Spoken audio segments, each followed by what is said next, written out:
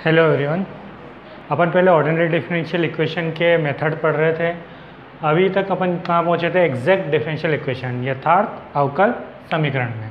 ये अपने को पढ़नी थी। होमोजीनियस पढ़ ली थी, रिड्यूस्ड होमोजीनियस पढ़ ली थी, बर्नौली पढ़ ली थी, बाकी सारे पढ़ चुके थे। एग्जैक्ट डिफरेंशियल इक्वेशन पढ़नी थी। अब होती है एग्जैक्ट डिफरेंशियल इक्वेशन, ये दो टाइप से लिखी जा सकती है। dy by D X equal to F X Y और M D X N D Y equal to zero.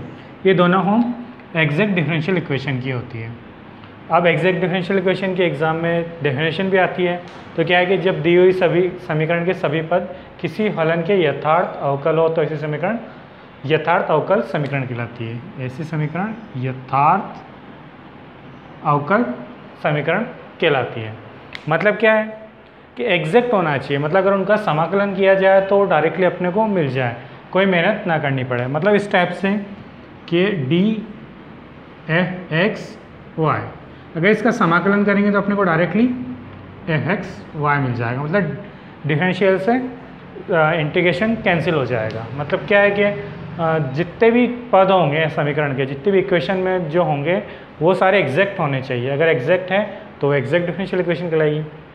अब इसमें क्या है कि इसका ये थ्योरम काफ़ी बार आती है और एग्ज़ाम के पॉइंट ऑफ व्यू से बहुत इंपॉर्टेंट है कि प्रथम घात और प्रथम कोटि के अवकल समीकरण की यथार्थ अवकल समीकरण होने की आवश्यक एंड पर्याप्त प्रतिबंध, मतलब नेसेसरी एंड सफिशिएंट कंडीशन बतानी है कि ये एग्जैक्ट डिफरेंशियल इक्वेशन होगी, इनकी दोनों कंडीशन। तो इसका स्टेटमेंट क्या है कि प्रथम कोटि और प्रथम घात के अवकल समीकरण M D X N D Y के यथार्थ समीकरण होने की आवश्यक और पर्याप्त समीकरण पर्याप्त कंडीशन पर्याप्त समीकरण है। क्या है पर्याप्त के लिए? डेल एम अपॉन समीकरण नहीं, शर्त, कंडीशन शर्त होगी। देखो, del M upon del Y equal to del N upon del X. तो अपने को करना क्या है? आवश्यक में मतलब नेसेसरी में एम डी एक्स को मान के चलना है और ये निकालना है, और पर्याप्त में मतलब सफिशिएंट में इसको मान के चलना है और ये वाली टर्म निकालनी है कि ये एक एग्जैक्ट है। ठीक है, सबसे पहले अपन क्या करते हैं? Necessary condition. नेसेसरी कंडीशन में क्या होगा? इसको लेके चलेंगे, इसको मानेंगे और इसको प्रूव करना है। तो क्या है? माना समीकरण M D X N D Y एक यथार्थ समीकरण है। तो यथार्थ समीकरण है तो कोई ना कोई फंक्शन होगा ही सही है। यथार्थ का मतलब यही होता है कि डायरेक्ट कैंसिल हो जाए तो एक कोई ना कोई फंक्शन तो अपने पास होगा ही होगा। वो अपन ने क्या माना? F X Y. अब यथार्थ को एग्जैक्ट कैसे लिखते हैं? D F X Y. अब इसका डिफरेंशिएट करेंगे, del F upon del X और D X plus del F upon del Y D Y. और यही इसको ऐसे लिख सकते हैं M D X N D Y. M को del F upon del X और एन को del F upon del Y, ये माना है अपन ने। अब इसमें करना क्या है? ये x के रेस्पेक्ट में है तो इसको y के रेस्पेक्ट में और कर लो, और ये y के रेस्पेक्ट में है तो इसको x के रेस्पेक्ट में और डिफरेंशिएट कर लो। तो ये क्या हो जाएगा? Del M upon del Y, del two F upon del Y del X, और del N upon del X कर हो जाएगा del two F upon del X del Y. अब ये दोनों कंडीशन तो सेम ही होती है। अगर ये दोनों बराबर हैं तो फिर ये दोनों भी बराबर होंगे इसे। Del M upon del Y equal to del N upon del X, यही अपने को प्रूव करना था। तो ये नेसेसरी कंडीशन है। ठीक है, नेक्स्ट सफिशिएंट कंडीशन। सफिशिएंट में क्या है? इसको मान के चलना है और इसको प्रूव करना है। तो अपन ने माना del M upon del Y equal to del N upon del X. तो अपने को सिद्ध क्या करना है? M D X plus N D Y equal to zero कि ये एग्जैक्ट डिफरेंशियल इक्वेशन। एग्जैक्ट का मतलब इस टाइप के कोई फॉर्म आ जानी चाहिए, डी एफ एक्स वाई के, या जो भी अंदर हो आगे डी इंटीग्रेशन करने पर डायरेक्ट डी कट जाना चाहिए। तो अपन एक काम करते हैं कि एम को डी एक्स इंटीग्रेशन को p मान लेते हैं, मान सकते हैं कोई भी एक फंक्शन होगा। अब देखो, तो इससे क्या मिलेगा अपने को? m मिलेगा del p upon del X. तो इस वाले को अपन ने कोई एक फंक्शन माना, उसका इंटीग्रेट किया तो अपने आंसर क्या आया? p। तो उसको मान लिया m equal to del p by del X. X के रेस्पेक्ट में करेंगे m बचेगा और डेल p डेल एक्स हो जाएगा। अब del n upon del X क्या होता है? ये दे रखा है, del m upon del y होता है। अब m की वैल्यू अपन यहाँ रखेंगे तो del two P del Y del X हो जाएगा। अब डेल एक्स को अपन बाहर ले लेते हैं और डेल पी अपन डेल वाई हो जाएगा। दोनों तरफ ये वाली कंडीशन और इसमें दोनों तरफ x के रेस्पेक्ट में समाकलन करेंगे, यहाँ पर नहीं समाकलन करेंगे। समाकलन करेंगे तो यहाँ तो क्या बच जाएगा n, x के रेस्पेक्ट में कर रहे तो यहाँ n बचेगा, ये भी डेल x कट जाएगा तो यहाँ क्या बचेगा del P upon del Y, और कोई कांस्टेंट टर्म या ओनली y के फॉर्म में, क्योंकि x के रेस्पेक्ट में कर रहे हैं तो y आ सकता है इसमें, क्योंकि वो भी कैंसिल 0 हो जाता है। तो y डैश y मान लिया अपन ने कांस्टेंट टर्म जो y के रूप में। अब देखो अपने इसको 0 प्रूफ करना था, मतलब इसको एग्जैक्ट डिफरेंशियल, तो ये लेके चलते हैं M D X plus N D Y. M की वैल्यू क्या है del P upon del X D X, N की वैल्यू क्या है ये पूरी, तो del P upon del Y D Y और five dash Y D Y. अब ये एक तरीके से एग्जैक्ट है। एग्जैक्ट कैसे है, इसका डायरेक्ट एग्जैक्ट सॉल्यूशन मिल जाता है कि अगर इसको अपन सोल्व करेंगे तो del P by del X, del P by del Y and five dash Y D Y. अगर इसको एक्स के रेस्पेक्ट में करेंगे तो 0 आ जाएगा, तो वो लिखना ही नहीं है। तो यहाँ क्वेश्चन अपना वैसे तो ख़त्म हो जाता है कि अपने को एग्जैक्ट प्रूफ करना था, ये एग्जैक्ट आ चुकी है, इसी को एग्जैक्ट करते हैं। तो ये एग्जैक्ट डिफरेंशियल इक्वेशन है। आगे क्या करना है, इसकी फॉर्म निकालनी है अपने को। फॉर्म कैसे निकालनी है कि अगर ये इसका सॉल्यूशन है तो इसका कोई ना कोई सॉल्यूशन होगा, क्योंकि यहाँ इक्वल टू 0 आ रहा है तो कांस्टेंट c मिलेगा। अगर c मिलेगा तो ये अपना सॉल्यूशन होना चाहिए। अब p की वैल्यू क्या थी वो यहाँ से रख लो, ठीक है, n की वैल्यू यहाँ से रख लो, सॉरी फंक्शन ऑफ y जो होगा वो इससे निकलेगा, क्योंकि सिर्फ y का फंक्शन चाहिए तो n में सिर्फ y का फंक्शन होगा। अगर एम डी एक्स में डेल y को रेस्पेक्ट में करते हैं तो इसमें ओनली y का बचेगा और किसी का नहीं बचेगा, तो ये पूरी टर्म y की हो जाएगी D Y equal to 0। Question जब भी आएगा अपन या तो इससे करेंगे या इससे करेंगे। यहाँ पे चेंज कुछ नहीं है, सिमेट्रिक टाइप है तो एन डी वाई हो जाएगा, m की जगह n, डी एक्स की जगह डी वाई, ये सेम वही है। तो जब भी क्वेश्चन अपन करेंगे इन दोनों टर्म्स से करेंगे, ठीक है। अब एक दो क्वेश्चन देख लेते हैं।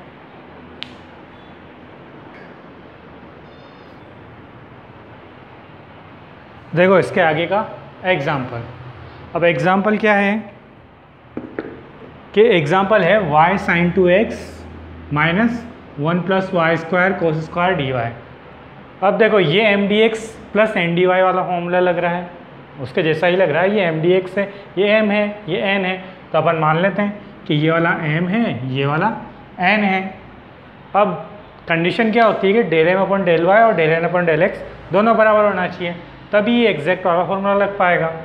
अब देखो del M upon del Y क्या हो जाएगा sin 2x, y के रेस्पेक्ट में करेंगे तो y तो 1 हो जाएगा, बाकी sin 2x। Del N upon del X क्या हो जाएगा, ये दोनों तो 0, ये हो जाएगा minus 2 sin x cos x minus minus plus, तो 2 sin x cos x वो क्या होता है sin 2x। तो ये दोनों इक्वल आ गए, मतलब ये एग्जैक्ट इक्वेशन है। एग्जैक्ट इक्वेशन है तो ये वाली फॉर्म अपने को याद होनी चाहिए। अगर ये वाली फॉर्म है तो अपने को ये चीज़ें निकालनी है, ठीक है। ये वहाँ 0 था, यहाँ c इसलिए लगाया कि कांस्टेंट आता ही है इंटीग्रेशन करने पे, इसलिए c इधर की जगह इधर लगा दिया, कोई फ़र्क नहीं पड़ता। अब देखो एम डी एक्स का इंटीग्रेशन, इसका इंटीग्रेशन y sin 2x का क्या हो जाएगा, किसके रेस्पेक्ट में, dx के रेस्पेक्ट में, तो क्या हो जाएगा minus Y by 2 cos 2x, यही होगा sin 2x का, minus 1 by 2 cos 2x, y की y वैसी की वैसी जगह। नेक्स्ट हम क्या निकालनी है, n minus del upon del Y M D X D Y. अब देखो n की वैल्यू तो ये रखेंगे minus 1 plus Y square cos square X. M D X के अपन निकाल चुके हैं, इंटीग्रेशन एम डी एक्स निकाल दिया। अब इसके डेल्टा वाई मतलब y के रेस्पेक्ट में डिफरेंशिएशन करेंगे तो क्या आ जाएगा, हाफ cos 2x, ये आगे ऐसा कैसा ही है। अब इसमें करना क्या है, इस cos 2x को cos स्क्वायर के फॉर्मूले में पुट करना, हाफ एंगल का फॉर्मूला करेंगे तो इसको सोल्व करने के बाद ये बचेगा माइनस इंटीग्रेशन 3/2 वाई स्क्वायर, इसको सोल्व करेंगे minus 3/2 Y plus Y cube by 3। Constant आता है, यहाँ भी आएगा, दोनों जगह कांस्टेंट आता है, तो किसी एक जगह रख लो, उस कांस्टेंट को इसके इक्वल कर दो, मतलब 0 के यहाँ पर। अब ये होता है तो अब स्टाइल क्या होता है अपने पास, ये वाली फॉर्मूला इसकी जगह ये रख देते हैं minus Y by 2 cos 2x, इसकी जगह ये रख देते हैं, इसको सोल्व करेंगे तो ये वाली फॉर्म बन जाएगा। या माइनस और कुछ टर्म आएगी वो सी के साथ ऐड होकर सी डैश बना लेगी। सिंपल था। सबसे पहले करना क्या है, एम और एन को चेक करो कि एम और एन क्या है। उसके बाद del M upon del Y निकालो, del N upon del X निकालो। अगर वो दोनों बराबर है तो इस फॉर्मूले में डालो, इसमें नहीं डलेगा तो किसी और में डल जाएगा, ये वाले में हो जाएगा, एन डी वाई वाले फॉर्मूले में। दोनों से करोगे आंसर सेम ही आता है, कोई डिफरेंट नहीं आता। अब देखो, अब क्या होता है, कई बार एग्जैक्ट इक्वेशन नहीं होती है, उसका एग्जैक्ट बनाने के लिए अपने को इंटीग्रेटिंग फैक्टर समाकलन गुणांक को गुणा कर दिया जाता है, तो वो हो जाती है एग्जैक्ट इक्वेशन। जैसे अपन ने लीनियर डिफरेंशिएशन में किया था, वहाँ भी आई एफ निकाला था अपन ने, इंटीग्रेटिंग फैक्टर समाकलन गुणांक। तो यहाँ पे भी एग्जैक्ट के लिए अपन समाकलन गुणांक निकालेंगे। या तो कभी कभी अपने को डायरेक्टली दिख जाता है कि ये एग्जैक्ट है, उसमें समाकलन क्या मल्टीप्लाई करें, क्या डिवाइड करेंगे, उससे हो जाता है। लेकिन कई बार निकालना पड़ता है। अब कैसे निकालेंगे, 4 रूल होते हैं, 4 और 5 रूल होते हैं कि अगर समीकरण समघात समीकरण है, दिख जाएगा वो समघात है या नहीं है। अब जैसे ये समघात है या नहीं, यहाँ पर तो समघात निकाल भी नहीं सकते, इसकी घात 1 है, इसकी 1 घात है, यहाँ 2 है, यहाँ भी 2 है, ये भी समघात टाइप है। ठीक है, वैसे तो एग्जैक्ट है। पहले अपन चेक करेंगे कि इक्वेशन एग्जैक्ट है या नहीं। अगर इक्वेशन एग्जैक्ट है तो अपन कर लेंगे, अगर एग्जैक्ट नहीं है फिर चेक करेंगे समघात है तो उसको इससे मल्टीप्लाई कर देंगे। अभी आगे क्वेश्चन करेंगे, समझ में आ जाएगा। इससे मल्टीप्लाई करने के बाद वो एग्जैक्ट बन जाएगी। अगर फिर भी ना बने तो दूसरा फॉर्मूला क्या होगा, अगर वो इस टाइप की होम है, वाई डी एक्स के साथ एफ एक्स वाई है और एक्स डी वाई के साथ एक और फंक्शन है, अगर इस टाइप की इक्वेशन है तो उसको इस समाकलन गुणांक से मल्टीप्लाई कर देंगे। अगर इससे मल्टीप्लाई हो जाता है, एग्जैक्ट हो जाती है, तो अपन आगे वापस यही फॉर्मूला, नहीं होती है तो आगे देख लेंगे। फिर उसके बाद ये दोनों अगर नहीं काम आते हैं तो अपने को तरीका यूज़ करना है ये वाला, कि जो उस फॉर्मूले में इसको निकालना है। अगर ये निकलता है या तो फंक्शन ऑफ एक्स आएगा या कांस्टेंट आएगा। अगर ये आएगा तो इनका इंटीग्रेटिंग फैक्टर क्या हो जाएगा, e की पावर समाकलन एफ एक्स डी एक्स या e की पावर समाकलन के डी एक्स, दोनों में से एक ही। बाय चांस इससे भी ना निकले तो फिर चौथा, m की जगह n रखना है और x की जगह y, यही है।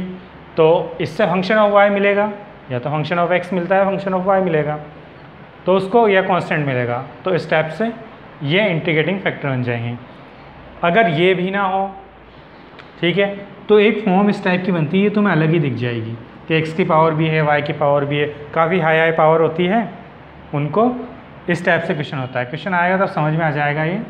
अब इसमें क्या होगा कि अपने को एक ऐसी पावर्स माननी है, x की पावर h, y की पावर k, कि ये इसमें मल्टीप्लाई करने पे ये एग्जैक्ट बन जाए।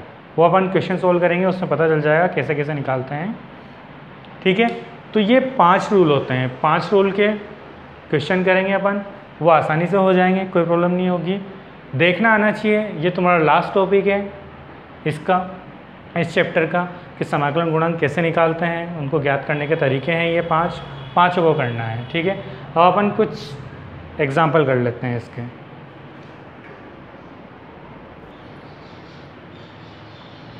देखो एग्जाम्पल फर्स्ट क्या है इसका, कि एक्स स्क्वायर वाई और 2x Y square D X X cube minus 3x square Y. अब इसमें वही m और n चेक करना है, ये m है ये n है। m को y के रेस्पेक्ट में करेंगे तो क्या आएगा, X square minus 4x, n को x के रेस्पेक्ट में करेंगे तो minus 3x square plus 6xy। अब ये दोनों इक्वल तो है नहीं, इक्वल नहीं है मतलब ये एग्जैक्ट नहीं है। लेकिन इसमें एक चीज़ चेक करते हैं, इसकी 3 घात है, इसकी भी 3 घात है, इसकी भी 3 घात है, इसकी भी 3 घात है, मतलब ये समघात है। समघात है तो इंटीग्रेटिंग फैक्टर क्या आएगा, 1/mx प्लस ny। अब चेक करना है कि कहीं ये 0 तो ना हो जाए, क्योंकि 0 हो जाएगा तो इंटीग्रेटिंग फैक्टर हो ही नहीं पाएगा, तो नॉट इक्वल टू 0 होना चाहिए। तो mx प्लस ny टोटल करेंगे तो क्या आएगा, X square Y square not equal to 0। ये 0 के इक्वल नहीं है, जब तक x या y दोनों में से एक 0 ना हो जाए तो वो तो होंगे नहीं, तो ये 0 नहीं है। तो अपन कर सकते हैं, तो 1/x स्क्वायर वाई स्क्वायर को इससे मल्टीप्लाई करेंगे तो यहाँ क्या बचेगा, 1/y माइनस 2/x dx, या 3/y minus x/y square dy। अब चेक कर लो इसमें, ये m को y के रेस्पेक्ट में करेंगे तो -1/स्क्वायर, या x के रेस्पेक्ट में करेंगे तो -1 स्क्वायर, मतलब ये एग्जैक्ट हो गई। अगर एग्जैक्ट हो गई तो क्वेश्चन वैसे जैसे अपन सोल्व करते हैं वैसे इसको सोल्व कर लेंगे। नेक्स्ट क्वेश्चन क्या है, X Y square plus 2x square Y cube D X X square Y minus X cube Y square D Y. अब इसमें चेक करो, इसमें अगर एम डी एक्स एम और करेंगे वाई के रेस्पेक्ट में तो ये नहीं हो पाएंगे, ये एक एग्जैक्ट बन ही नहीं पाएगी। अब क्या कर सकते हैं, सेकंड क्या है अपने पास वाई डी एक्स होना चाहिए, तो वाई कॉमन ले लो इसमें से एक्स कॉमन ले लो तो ये टर्म बन जाएगी। अब ये समघात तो है नहीं, समघात नहीं है तो फिर सेकंड वाला तरीका M X minus N Y, ये भी ज़ीरो नहीं होना चाहिए तभी तो काम करेगा, तो ये ज़ीरो नहीं होगा करने के बाद, तो इसका इंटीग्रेटिंग फैक्टर क्या हो जाएगा 1/3x क्यूब वाई क्यूब। इसको इस टर्म से मल्टीप्लाई करेंगे तो ये बनेगा।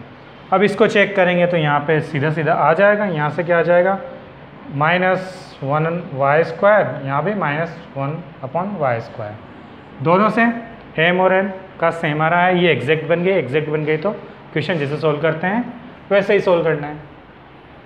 यहाँ पर क्या है y plus 1/3 Y cube 1/2x square, ये एग्जैक्ट बन ही नहीं पाएगी क्योंकि इसमें दो ही टर्म है, इसमें तीनों टर्म है, क्योंकि इसको y के रिस्पेक्ट में करेंगे तो ये दोनों आएगी सही, ये कैंसिल हो जाएगी, इसमें ये कैंसिल हो जाएगी लेकिन ये आएगी, तो यहाँ से दो टर्म आएगी, यहाँ से एक टर्म आएगी, तो ये हो ही नहीं पाएगा एग्जैक्ट। नेक्स्ट अपने क्या करते हैं, होमोजीनियस चेक करते हैं, समघात, इसकी एक घात है, इसकी 3 है, इसकी 2 है, इसकी 1 है, इसकी 3 है, तो ये होमोजीनियस तो हो नहीं सकता। सेकंड कॉमन लेने वाला, यहाँ से कॉमन ही नहीं आ पाएगा, यहाँ से भी कॉमन x आएगा, x डिवाइड हो जाएगा लेकिन यहाँ y कॉमन नहीं आ पाएगा।